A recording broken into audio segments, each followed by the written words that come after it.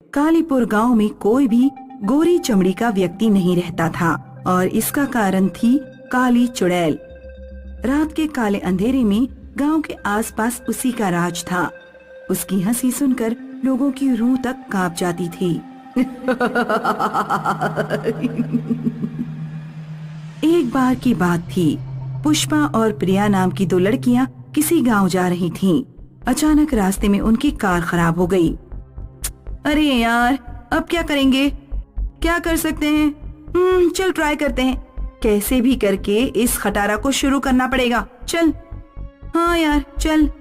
जैसे ही पुष्पा और प्रिया ने जमीन पर कदम रखा, अचानक सब कुछ एकदम शांत सा हो गया। बहती हुई हवाएं रुक गईं। सब कुछ एकदम थम सा गया। यार, ये जगह कुछ अजीब सी है। हाँ यार, एकदम शांत शांत।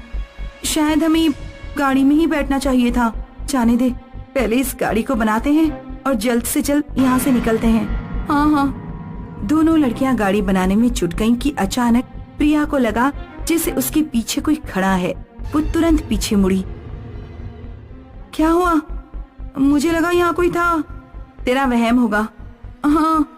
प्रिया फिर से गाड़ी के बोनेट को देखने लगी कि अचानक उन दोनों को कोई छू कर गया। दोनों की चीख निकल गई। मैंने कहा था ना, यहाँ जरूर कोई है। कौन है? कौन है यहाँ? मैं हूँ काली चुड़ैल। काली चुड़ैल? हाँ, काली चुड़ैल।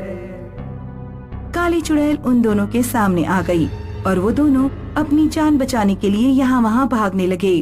भाग भाग प्रिया, वो देख, कोई आश्रम लगता है, वहाँ चल। दोनों लड़कियाँ भागते भागते आश्रम में पहुँच गईं। वो दोनों हाँफ रही थीं कि तभी वहाँ एक साधु आ गया। ये लो बेटा, पानी पियो। वो काली चुड़ैल? मैं सब जानता हूँ बेटा। वो हमें मार देगी, मार देगी। जब तक तुम दोनों इस आश्रम में हो, वो तुम्हारा कुछ नहीं कर सकती। साधु की बात सुनकर पुष्पा और प्रिया थोड़ा शांत हुए। वो कौन है और हमें क्यों मारना चाहती है? क्योंकि तुम दोनों रंग से गोरी हो। मतलब? कुछ 100 साल पहले वो जो काली चुड़ैल है वो जिंदा थी। उसका नाम काली था। काली अपने नाम की तरह ही काले रंग की थी। उसे अपने रंग से कभी कोई गिला शिकवा नहीं था। वो खुश थी। अरे काली, तू हल्दी चंदन लगाएगी तो तेरा रंग निखर जाएगा। अरे दादी, कोयला कभी सफेद हुआ है क्या? भगवान को अगर मुझे गोरा बनाना होता तो मैं पैदा ही गोरी होती, पर मैं तो काली हूँ। अभी तुझे मेरी बातें मजाक लग रही हैं, पर जब तेरी शादी की बारी आएगी तब समझेगी। और ठीक वैसा ही हुआ। काली को कई लड़कों ने ठुकरा दिया। माँ, मुझे ये लड़की पसंद नहीं है। इसका रंग तो कोयले की तरह काला है। लड़कों की ये बातें सुनकर काली को अपने काले रंग पर भी गुस्सा आने लगा। अब वो अक्सर अपनी दादी की गोद में बैठकर रोया करती थी। रो मत, तेरे लिए भी भगवान ने कोई न कोई जरूर बनाया होगा। तू धीरज रख। हर कोई मेरे काले रंग को लेकर मुझे ठुकरा देता है। क्या मैं इतनी बुरी हूँ दादी? तू तो बहुत अच्छी है काली। लोगों की बुद्धि भ्रष्ट हो गई है जो तेरी खूबसूरती नहीं देख सकते।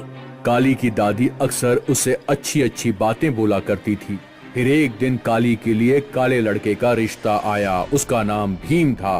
काली खुश थी कि आखिर कोई तो है जो उससे शादी करेगा। काली और उसकी दादी शादी की तैयारियों में जुट गई।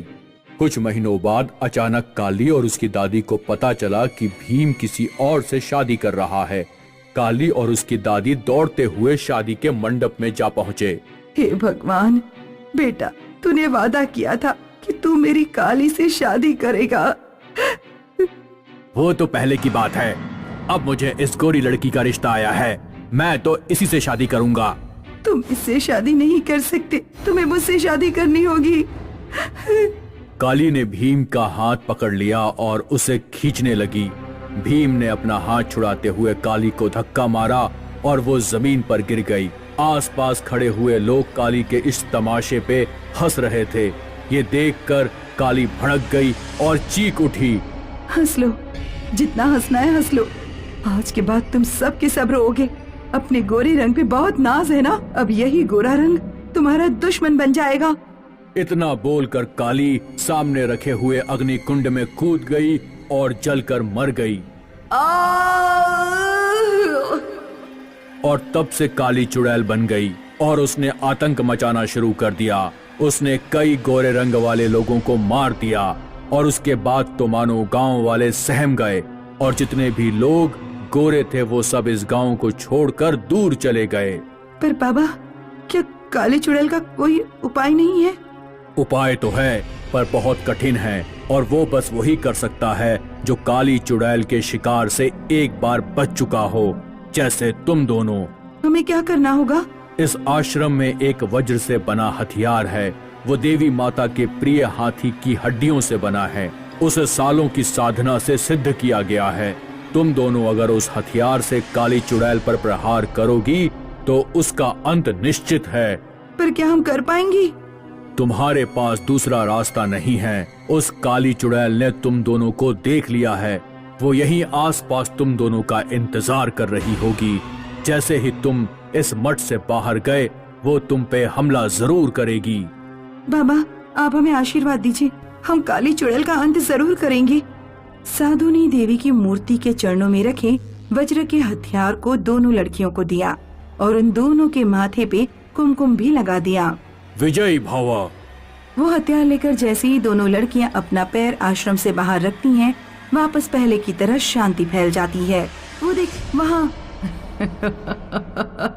आ गई मेरा शिकार बनने। मैं इसको उलझाती हूँ, तू हमला कर देना। अरे वो साधु बाबा ने बोला था कि इस काली को कई लड़कों ने ठुकरा दिया था। अच्छा है हम दोनों गोरे हैं, हमें कोई नहीं ठुकराएगा। ये सुनकर काली चुड़ैल भड़क गई। अच्छा, तो तुम दोनों को सब कुछ पता चल गया। हाँ, हूँ मैं काली, पर तुम दोनों का गोरा रंग तुम दोनों का दुश्मन बन जाएगा। दुश्मन!